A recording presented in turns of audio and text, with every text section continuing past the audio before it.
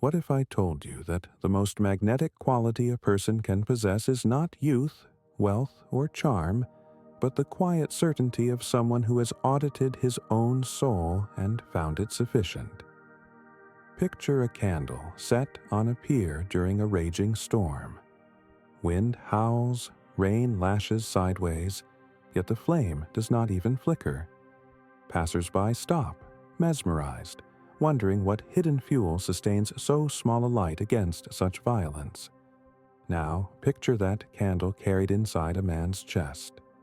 Imagine how differently he speaks to a child who has broken a plate, to a rival who has spread a rumor, to a lover who arrives late.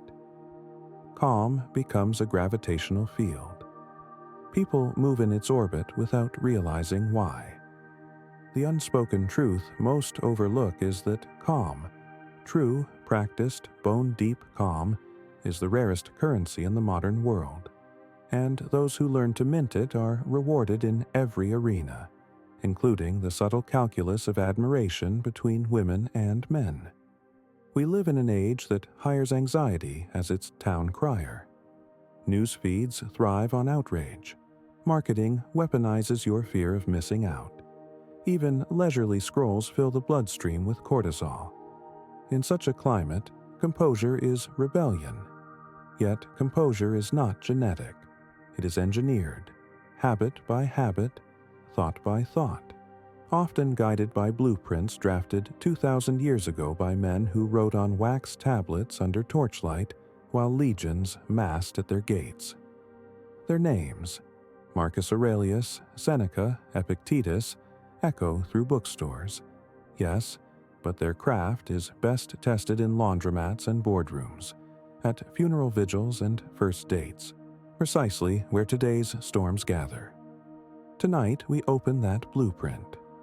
I speak not as a professor with chalk dust on sleeves, but as a man who has kissed the hand of failure, buried friends, held newborn nieces, lost fortunes, rebuilt them, and measured every oscillation against one steel yardstick.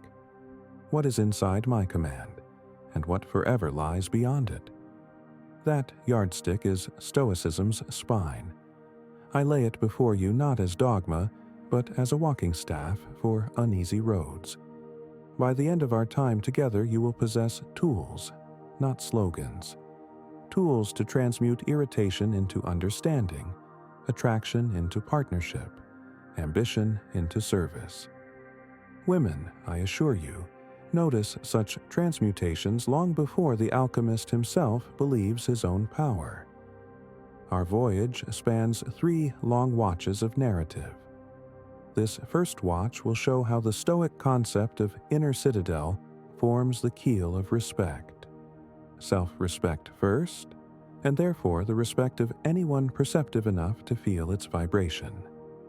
The second watch, to come, will descend into real skirmishes, rejection, professional rivalry, family discord, and will demonstrate how 3 ancient disciplines, perception, action, will, map onto 21st century scenarios in cafes and conference calls.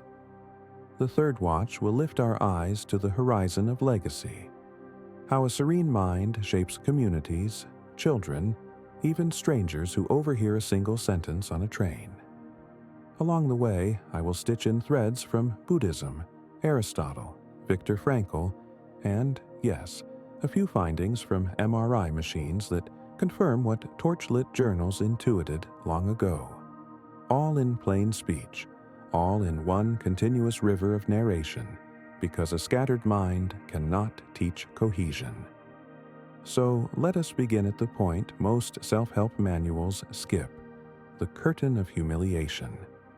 Humiliation, you know, is the fear shadow that makes a good man hesitate before he speaks truth in a meeting, or apologize when he is wrong, or admit ignorance when a child asks a question he cannot answer. Early in my 20s, I wore that shadow like a cloak. I sold insurance by day and furnished my evenings with bravado I could not afford. Then my fiancée left a note the length of a grocery receipt on the kitchen table. I love who you might become, but not who performs the audition each night." The words gutted me, yet they were scalpel clean. I spent that winter reading Marcus's Meditations on a park bench because the heat in my apartment had been cut off. The landlord accepted only cash, which my pride had squandered. One sentence rewired the circuitry of my chest. Very little is needed to make a happy life. It is all within yourself, in your way of thinking. At first, I scoffed. Easy for an emperor to say. But the ice wind argued otherwise. Emperors freeze as surely as clerks if they lose their wits. I decided, experimentally, to believe the sentence for 7 days. Experiment 1. Catch the subway at rush hour without cursing the inevitable delay. Instead, I labeled each station announcement as external. The only internal province was my breath. I counted 4 seconds in, held 2, exhaled 6. When we emerged above ground, I noticed something miraculous. The crowd parted slightly around me, as though sensing no contagion of impatience. A gray-haired woman touched my elbow and asked directions. Her trust was the first coin earned by new composure. Experiment 2. Say, "I don't know, but I can find out," to the regional manager instead of riffing half-truths. He nodded, jotted a note, and 2 weeks later assigned me to an underwriting course I did not realize existed. Knowledge replaced bluff. Co-workers began forwarding me questions they were afraid to ask in open email trails. Within a month, the park bench emperor seemed less distant. I had not grown richer, handsomer, or funnier, yet conversations slowed when I entered rooms.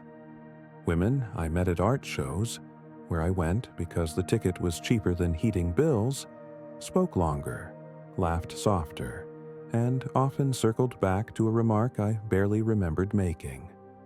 The remark usually contained no joke, only steadiness. That was the unspoken appreciation. Steadiness amid whirlwind. The Stoics call this steadiness ataraxia, unshakable tranquility. Modern psychologists call it low neuroticism combined with high conscientiousness. I call it the one fragrance you cannot fake. But fragrance needs a vessel or it dissipates. Our vessel is the inner citadel, a phrase from Epictetus. Imagine your mind as a fortified hill town. The gates control judgments. Merchants of worry and insult line the road, begging entry. Many citizens open the gates at every shout.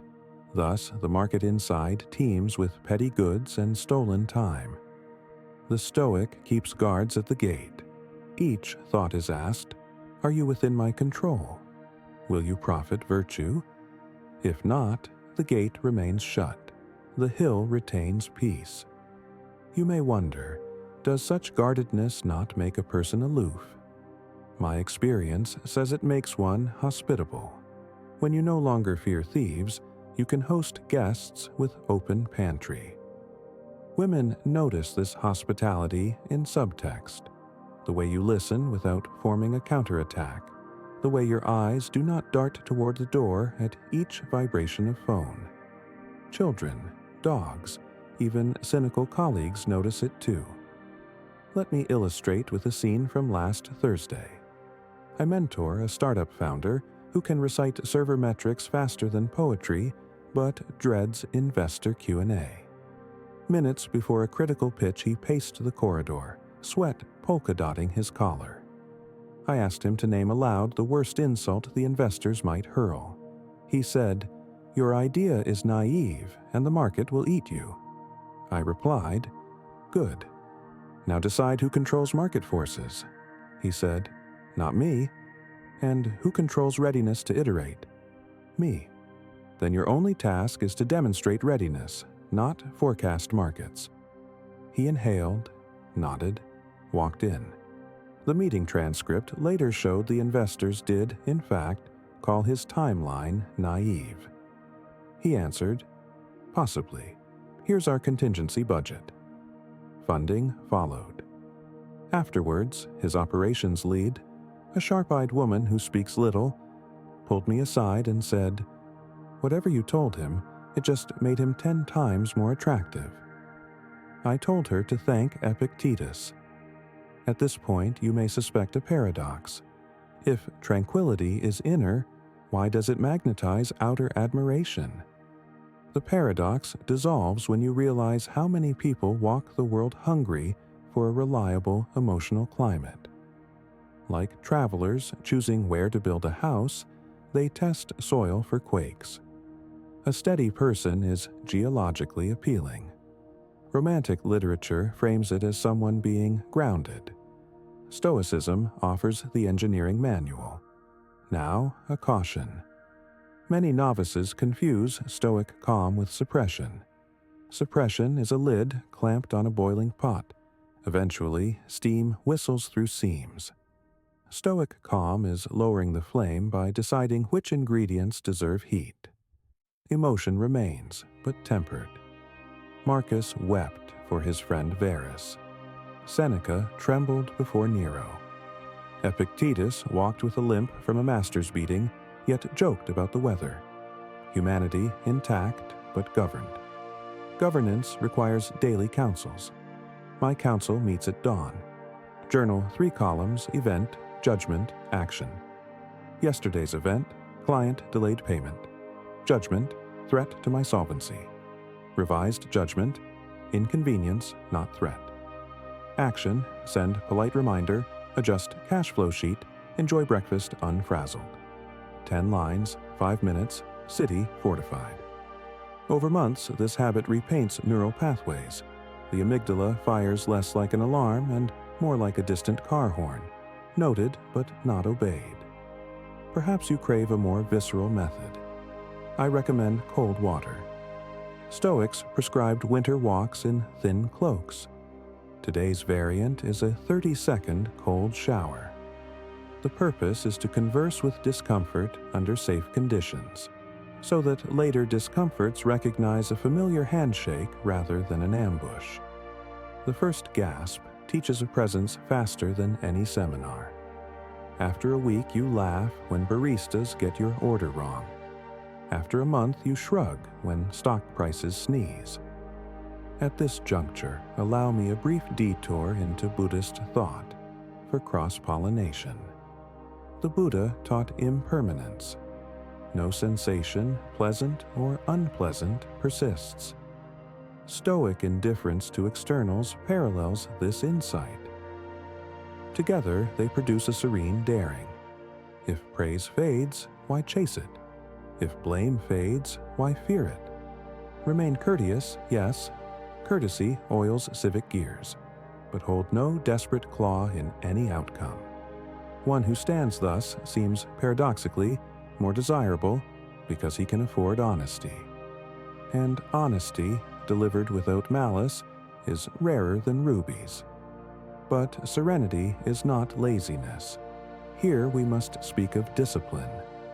Musonius Rufus said the flight from hardship is the beginning of cowardice. Modern productivity gurus echo him. Embrace discomfort to grow. Yet discipline must be twinned with kindness lest it spoil into rigidity. Seneca again. Treat yourself as a fond but strict parent treats a child, neither indulgent nor cruel.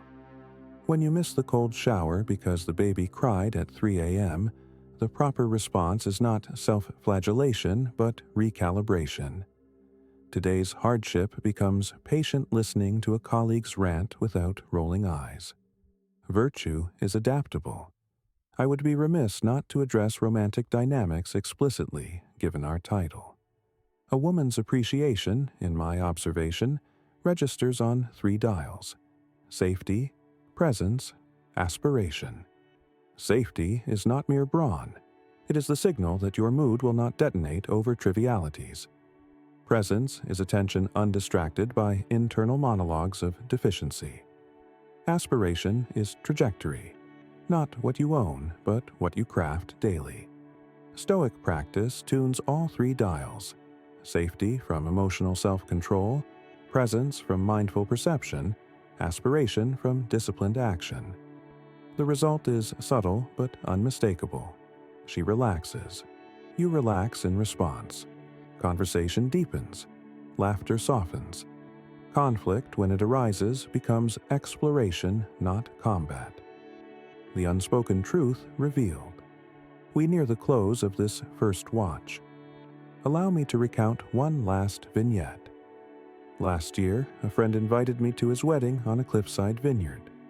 Before vows, the groom pulled me aside. I fear I'm an imposter, a boy in a suit. I handed him my grandfather's pocket watch, wound and ticking. Feel the weight, I said. Every second that passes is yours to steer. Doubt is weather, not compass.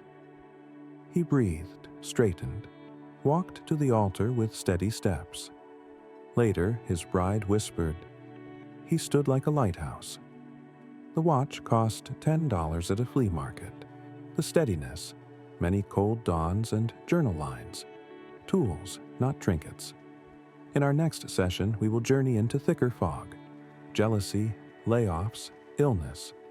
We will apply Stoic triage. Control, accept, transcend. You will hear how a software engineer used voluntary poverty weekends to survive sudden bankruptcy, and how a retired boxer turned family mediator by transmuting aggression into clarity. The map will broaden. The flame will brighten. For tonight, take one sentence to bed. The gate of judgment is mine to guard. Whisper it when a thought pounds to be let in. Listen, examine. Open only if it serves courage, temperance, justice, or wisdom. Sleep will stand sentry. Morning will find the citadel intact. If the first watch taught us that calm is a currency coined in private and spent in every public marketplace, sometimes without our noticing the transaction, this second watch will plunge us beneath the still surface to the machinery that keeps the water smooth. The hardest lesson a sailor learns is that storms are not exceptional weather. They are the price of sailing. Likewise, conflict, envy, illness, and sudden loss are not interruptions of a good life. They are the crucibles in which a good life is hammered into recognizable shape. What distinguishes a Stoic mariner from a drifting passenger is not immunity to waves, but mastery of ballast, sail, and rudder. Tonight, I will show you those controls at work. First, in the story of a coder exiled from his own company. Next, in the unraveling and reweaving of a marriage after betrayal. Then, in the quiet heroics of a dying grandfather who mentored 3 generations with nothing but a garden spade and 4 sentences of Greek philosophy. All told through one continuous voice, for topics like separate cabins breed the illusion that virtues can be practiced in isolation, when in fact they interpenetrate like air and blood. Let us begin with Elias, a software engineer I once tutored when cloud computing was still young enough to fit on a conference badge. Elias co-founded a startup that promised to democratize medical imaging. Venture capital applauded. Trade magazines crowned him wunderkind before he had gray hairs to refuse the flattery. Then came the dilution round. A board reshuffle ousted him in favor of a CEO fluent in venture argot. Elias was handed a severance check and a polite clause forbidding public complaint. That afternoon he sat in my flat, eyes unfocused, hands rigid as if still typing code no server would compile. He asked the one question every dethroned prince asks. Who am I when the title evaporates? I answered with a jug of tap water and 2 glasses. I filled one to the brim and said, "This is your resume." Then I poured half into the second glass. This is what remains when fate tips the vessel. Name what is still yours. He listed skills, patents, LinkedIn endorsements. I shook my head. These are water too. liable to spill. Try again." After long silence, he whispered, "I know how to learn." That confession tasted like iron truth on his tongue. I told him to rent a room no larger than a monk's cell and live a month on a monastic budget, as Musonius Rufus instructed his pupils. The point was not self-inflicted poverty for its own sake, but reacquaintance with the sufficiency of agency. Elias sold his ergonomic chair, kept his backpack, enrolled in a free library course on human physiology, far from binary digits but adjacent to his old mission of medical service. He biked instead of hailed rides. He cooked lentils instead of ordering sushi. Within 3 weeks, his anxiety curve flattened. Within 3 months, he published an open-source tool for radiologists in low-resource hospitals, built from code snippets he wrote on public library machines. A Kenyan clinic emailed to say their diagnostic backlog shrank by half. Elias sent me a screenshot and said only, "New resume." When a larger firm later offered him a directorship, he negotiated remote hours to keep volunteering for the Kenyan network. He accepted the role, but the title no longer held dominion. Women he dated afterwards remarked, some with mild frustration, that compliments bounced off him as softly as insults. He smiled and replied, "I've learned what spills." That is the ballast of voluntary austerity. You sail lighter, therefore faster, because no wave can steal what you did not chain to the deck. Now turn to Miriam and Jonah, married 12 years when infidelity cracked their joint facade. Jonah confessed one foggy January dawn. Miriam's first instinct was to pack bags and lug them to her sister's garage. She called me because her father, my oldest chess partner, once loaned me rent money when I had none. I arrived with a battered edition of Seneca's On Anger, and no advice beyond reading aloud. We 3 sat at their kitchen table. Silence weighted the steam above untouched coffee. I pointed to a passage where Seneca compares rage to a collapsing house. The structure injures not only those inside, but passers-by who linger under its eaves. I asked Miriam what she most feared if she stayed. "Losing self-respect," she said, voice raw. I asked Jonah what he most feared if she left. "That I am, in fact, worthless," he answered. 2 fears, twin edges of one blade, self-worth contingent on external verdict. I assigned them a Stoic drill inversely symmetric. Jonah must perform 3 acts of service daily without revealing them. Anonymous, good to neighbors, janitors, interns. So his worth-measured actions, not applause. Miriam must spend 1 hour each dawn tending self-respect, independent of marital status. Journaling compliments she would grant a friend in her predicament, then granting them to herself. She felt foolish. He felt invisible. Within weeks, something subtle shifted. Anger transmuted into curiosity. They still fought, but as cartographers argue over maps, not as warriors over turf. 2 years later, they renewed vows, not because forgiveness erased betrayal, history cannot be edited like digital text, but because each agreed their core duties lay within, not in rearranging the other's behavior. Friends at the ceremony marveled that Miriam glowed, whereas Jonah moved with tempered humility. Women present pulled me aside and said, "She looks sovereign, he looks safe." I simply quoted Zeno. Love is a god who cooperates in securing the safety of the city. A marriage, after all, is a little republic. Its peace depends on citizens governing themselves before legislating the spouse.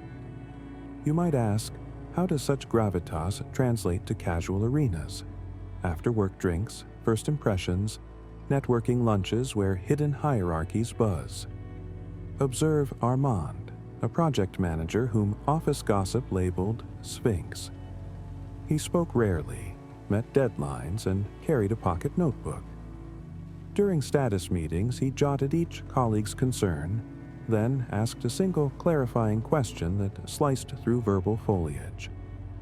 I asked why he never scrambled to defend his department when blame circulated. He said, "A department is an abstraction. Reality is whether the deliverable serves the user. If blame reveals error, I welcome the correction. If blame is political, truth will out in metrics." Stoic to the marrow. At a holiday party, a vice president's spouse noticed Armand silently adjusting chairs for late arrivals, aligning them with measured precision so no one squeezed past knees. She told her husband, "Promote the man who cares how people sit." Promotion followed. Unspoken appreciation again. An aura less of mystery than of inner environment, predictable as sunrise. Before we proceed, let me address a common misreading. Some equate Stoic acceptance with passivity, imagining we bow to injustice. On the contrary, justice is one of the 4 cardinal virtues. When events fall within our influence, we act decisively. Marcus Aurelius executed corrupt generals. Epictetus intervened when fellow slaves were beaten. The trick is to distinguish influence from fantasy. I once protested an unfair municipal bylaw that threatened a homeless shelter. I wrote letters, gathered signatures, spoke at council. We lost the vote. That evening, I slept easily because I had poured maximum purposeful energy and therefore owed no rumination. The next week, I volunteered night shift at the shelter, where calm shoulders are needed when residents wake from nightmares. A woman there told me she felt safer hearing my footsteps in the corridor. Outcome beyond control. Response within.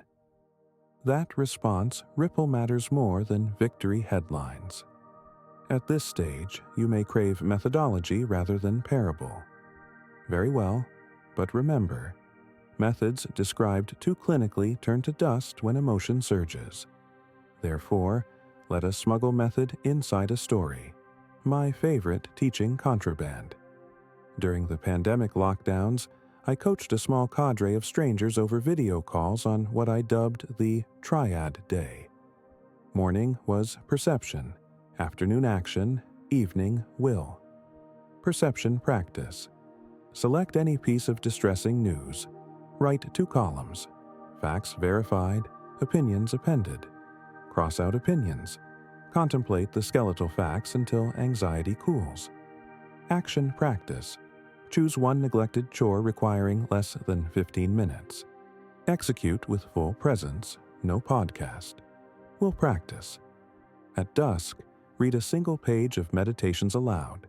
Then write 1 sentence applying it to the next dawn's forecast challenge.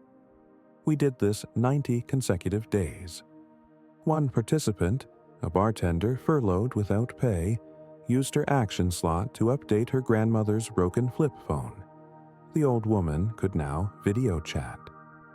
The bartender later said that 15-minute act grew her self-efficacy enough that she pivoted into a remote customer service job and never returned to bartending. Perception triaged panic. Action fueled competence. Will aligned purpose. When restrictions lifted, she entered a relationship where both partners practiced Triad Day. They reported fewer arguments than any previous romance. Correlation is not causation, but correlation invites reflection.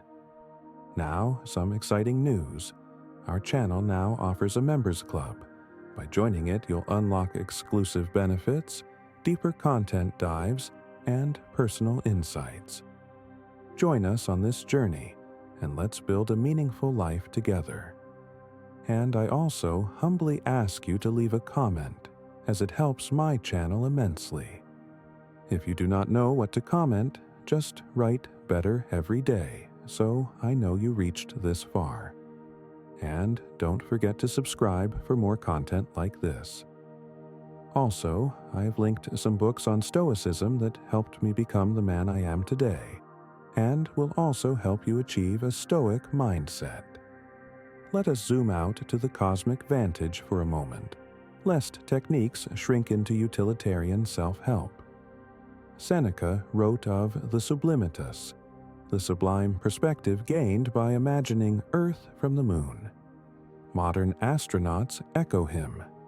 Why does cosmic awe matter in personal dynamics? Because pettiness cannot survive in vacuum. Stand beneath a moonless sky, comprehend that the same photons striking your retina left their star before Rome existed. Suddenly, the snide text or the awkward silence on a date seems less apocalyptic. This humility paradoxically enriches connection. Freed from self-magnification, you can attend to another person's micro-expressions, humor, sorrows. You become a rare listener. Listeners are cherished.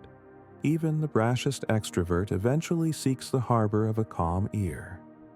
Now, a word on embodiment. We inhabit animal vessels. Philosophy ignoring physiology is a bird lecturing fish. I therefore practice what I call Stoic athletics. Lift weights not to sculpt vanity, but to rehearse directed exertion. During deadlifts, I recite silently, "Here is hardship chosen." The mantra travels later into spreadsheet marathons or hospital waiting rooms. Likewise, yoga or Tai Chi teaches breath governance. When you control diaphragm under inversion, you control voice when boardroom air turns hostile. Women sense somatic assurance. It rides in posture, pace of gesture, steadiness of drinking glass in hand. No need for gladiator physique. Need for coordination of mind and marrow. Perhaps you worry that adopting Stoic poise will erase spontaneity. Permit me to dispel.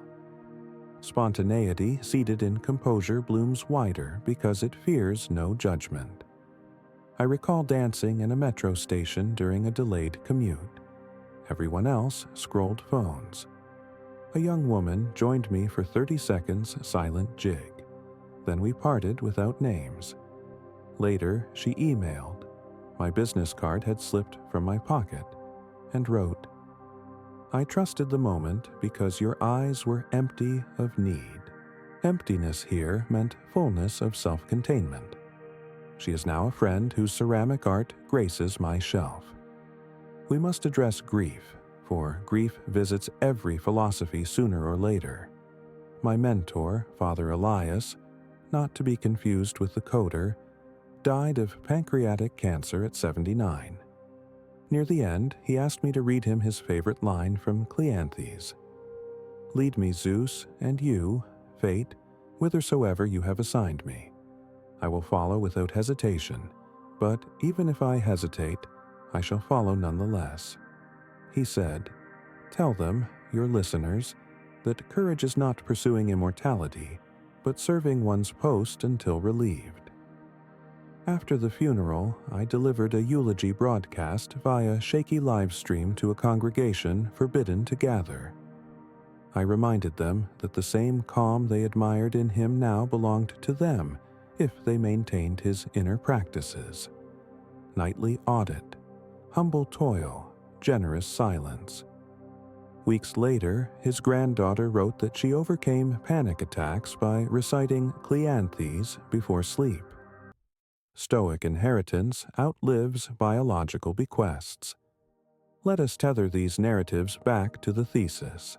The unspoken truth, overlooked by many, appreciated by women, is that tranquility forged in self-dominion radiates outward cues of reliability, empathy, and depth. These cues cannot be feigned long. They must be lived. Living them entails daily discipline, voluntary hardship, perspective elevation, service acts, and bodily stewardship. Each feed the others in quiet loop. Now we stand at the midpoint of our trilogy. Take with you 3 experimental vows to test before Part 3 arrives. First, for 7 mornings, replace phone glow with journal triage. Fact, judgment, action. Second, choose one luxury to forgo this week. Streaming series, sugar and coffee, ride share to the gym, and observe that scarcity exposes ingenuity.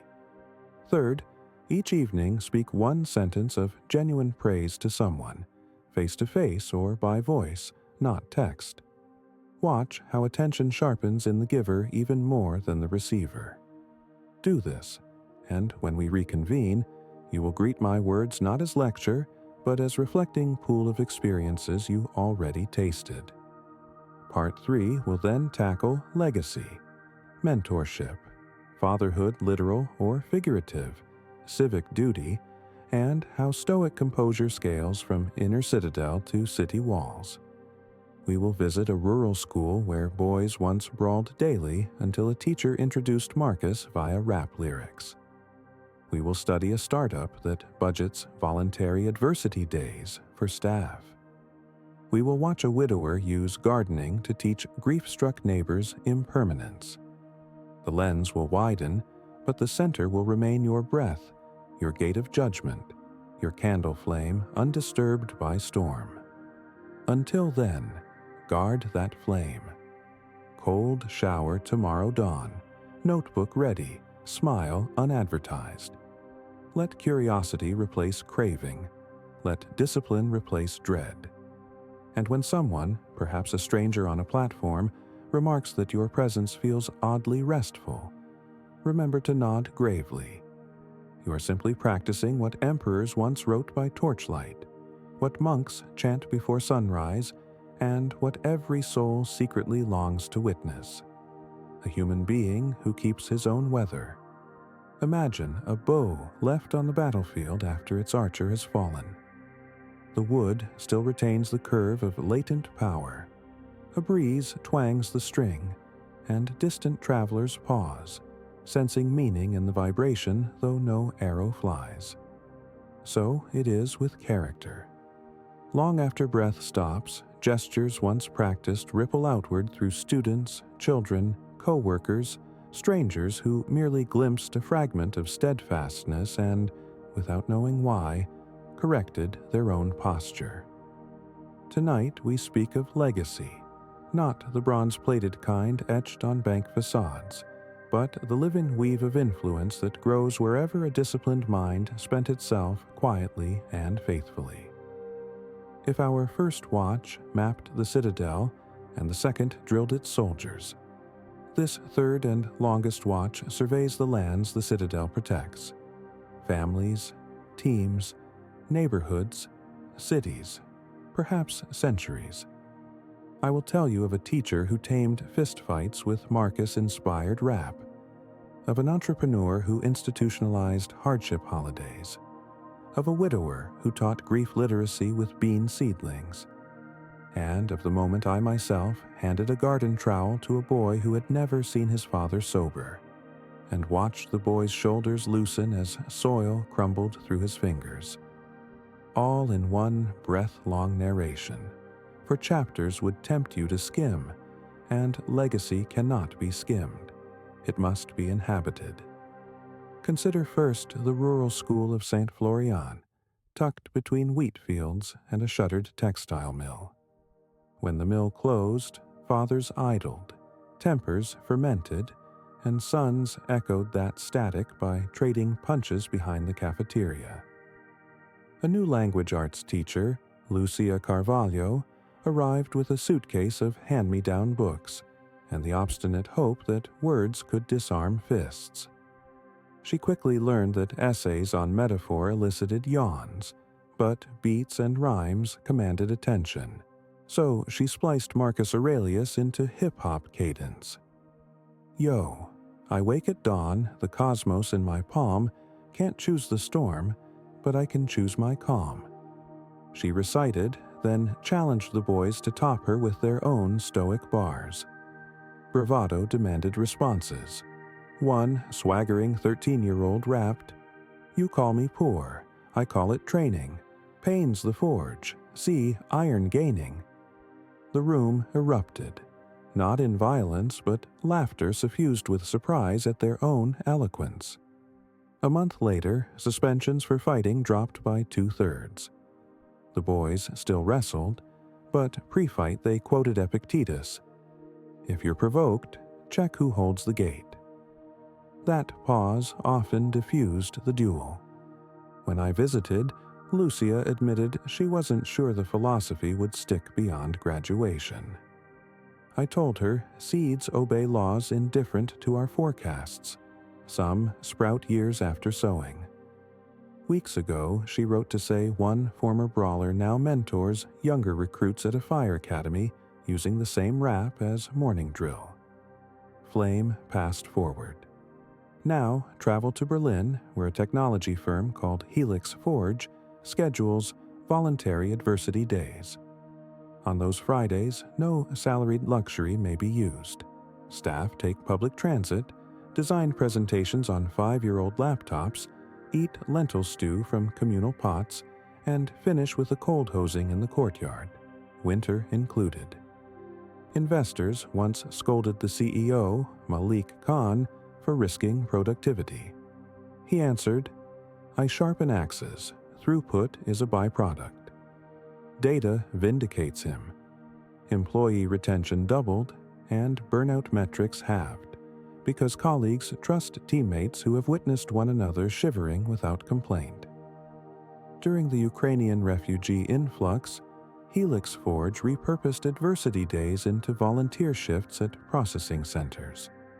Programmers who once debated font sizes now translated medical forms side by side.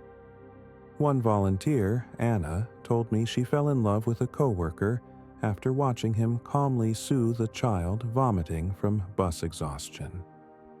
It wasn't heroics, she said. It was practiced steadiness. They married last spring. The invitation bore a line from Seneca. Wherever there is a human being, there is an opportunity for kindness. Legacy can be conjugated into wedding vows.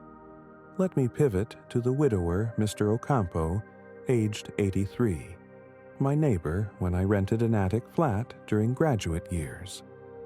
His wife, Elena, died of a stroke the previous winter. Each dawn, he knelt in a postage stamp garden behind the building, muttering in Tagalog and Latin as he poked holes for seedlings. I once asked why bother cultivating beans he might not live to harvest. He smiled through sun-creased eyelids. I garden in the present tense. The future eats what the present grows. Children from the housing block, including one named Raphael whose father drank breakfast from a paper bag, began wandering into the yard. Mr. Ocampo handed each a trowel and a maxim. Root deep, reach high. When Raphael's father finally entered rehab, the boy credited the bean rows. They showed me things can look dead, then stand up green. Years later, Raphael sent a postcard. He'd become a paramedic. The card depicted seedlings in ICU lamps. Stoic gardening, Judaism's concept of tikkun olam, Zen's notion of beginner's mind, threads converge in that soil. Perhaps these anecdotes feel uplifting but abstract, like watching others bench press virtue while you clap from bleachers. So let us perform a thought experiment that drags legacy into your living room carpet. Picture tomorrow morning. Your phone pings with 3 notifications. An email from an aging parent hinting at money troubles, a group chat mocking a colleague who botched a presentation, and a headline predicting economic recession.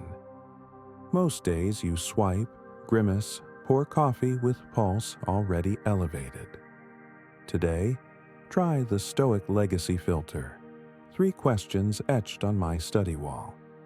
Will my response build courage in someone unseen? Will it model respect for absent persons? Will it nudge the world toward order rather than entropy? If an action ticks 2 boxes, execute. If one, schedule. If none, delete. In our scenario, You call the parent, not to provide funds immediately, but to map practical next steps, thus modeling courage. You delete the mockery thread without comment, thus refusing to feed disrespect. You skim the recession article, note one concrete precaution, perhaps reducing discretionary spending, and schedule review next week, modeling order. Total time, 15 minutes. Downstream influence, unknowable. Your niece borrowing the car may overhear the calm phone call. She learns money talk need not hiss with panic. The colleague eventually discovers you withheld gossip. Trust blossoms. Legacy built before breakfast. We must grapple with mortality, for no legacy discussion can ignore the ultimate external. Oncologists tell me that dying patients rarely wish for more years. They wish for less meaningless fret in the years they already burned. When my sister Layla received late-stage lymphoma prognosis, 12 months, palliative at best, she could have raged at cosmic unfairness.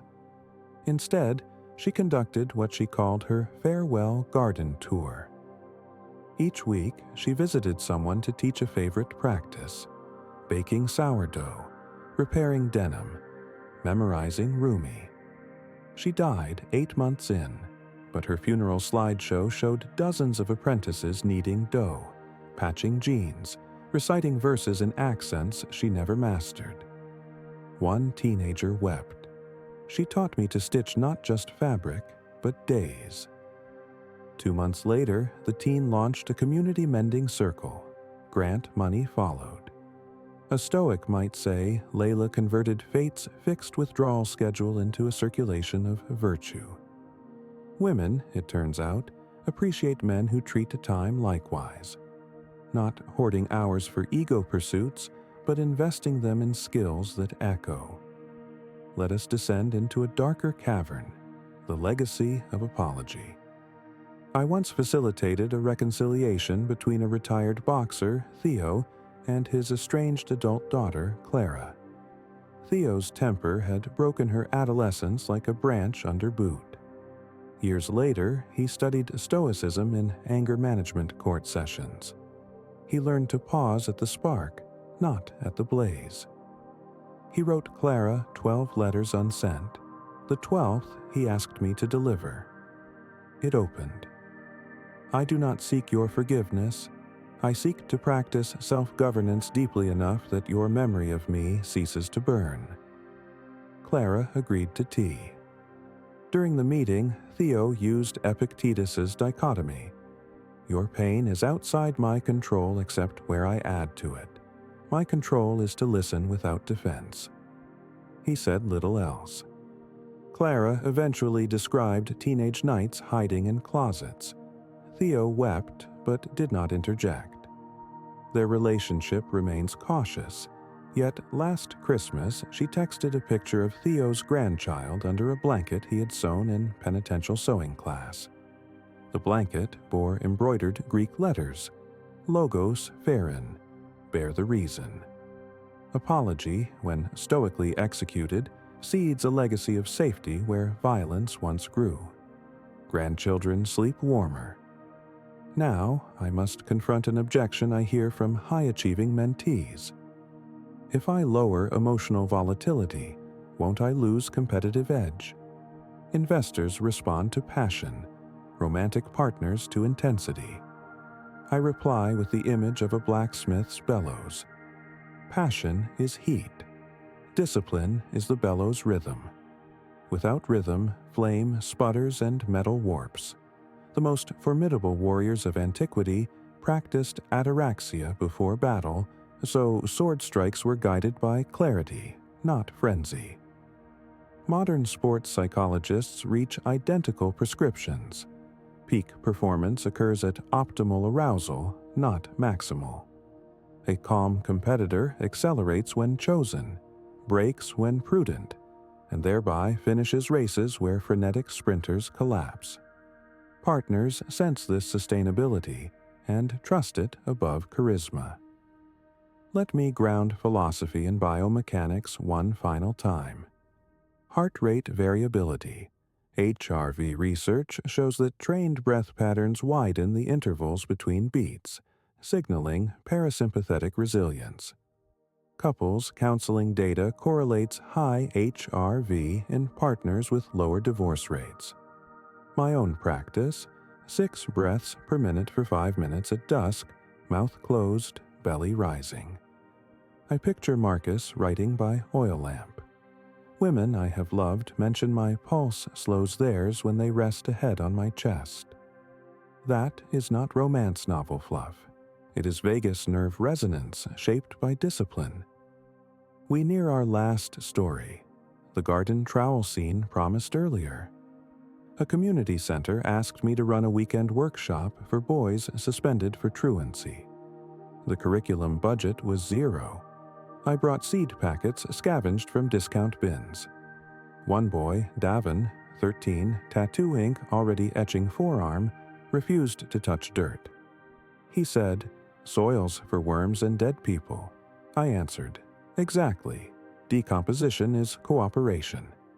He cursed under breath but watched as other boys planted beans in plastic tubs. I handed him a small metal trowel, the one Mr. Ocampo had bequeathed before passing.